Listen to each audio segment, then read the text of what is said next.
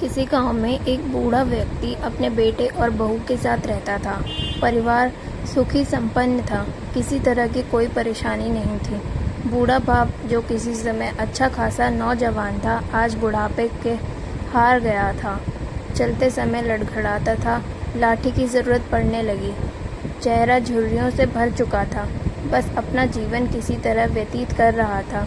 घर में एक चीज़ अच्छी थी कि शाम को खाना खाते समय पूरा परिवार एक साथ टेबल पर बैठकर खाना खाता था।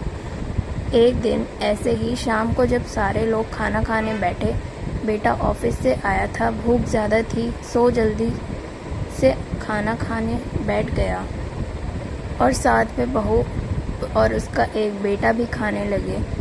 बूढ़े हाथ जैसे ही थाली उठाने को हुए, थाली हाथ से छिटक गई, थोड़ी दाल टेबल पर गिर गई। बहू बेटे ने घृणा दृष्टि से पिता की ओर देखा और फिर से अपना खाने में लग गए। बूढ़े पिता ने जैसे ही अपने हिलते हाथों से खाना खाना शुरू किया तो खाना कभी कपड़ों पे गिरता, कभी ज़मीन पर।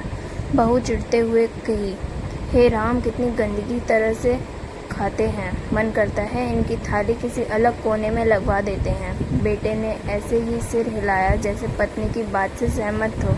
उनका बेटा यह सब मासूमियत से देख रहा था। अगले दिन पिता की थाली उस टेबल से हटाकर एक कोने में लगवा दी गई। पिता की दबदबाती आंखें सब कुछ देखते हुए भी कुछ बोल नहीं पा रही थी। बूढ़ा पिता रोज की तरह खाना खाने लगा। खाना कभी इधर गिरता, कभी उधर। छोटा बच्चा अपना खाना छोड़कर लगातार अपने दादा की तरफ देख रहा था। माँ ने पूछा, क्या हुआ बेटा, तुम दादाजी की तरफ क्यों देख रहे हो और खाना क्यों नहीं खा रहे? बच्चा बड़ी मासूमियत से बोला, माँ, मैं सीख रहा हूँ कि वृद्धों के साथ कैसा व्यवहार करना चाहिए। जब मैं बड़ा हो जाऊँगा और आप लोग बूढ़े हो जाओगे तो मैं भी आपको इसी तरह से कोने में खाना खिलाया करूँगा। बच्चे के मुंह से ऐसा सुनते ही बेटे और बहू दोनों कांप उठे। शायद बच्चे की इस बात उनके मन में बैठ गई थी, क्योंकि बच्चा ने मासूमियत के साथ एक बहुत बड़ा सबक दोनों लोगों को दिया था।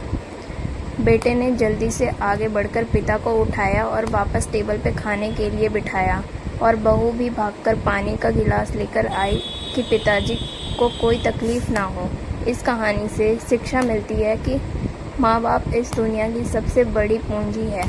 आप समाज में कितनी भी इज्जत कमा लें या कितना भी धन इकट्ठा कर लें, लेकिन माँ बाप से बड़ा धन इस दुनिया में कोई नहीं है।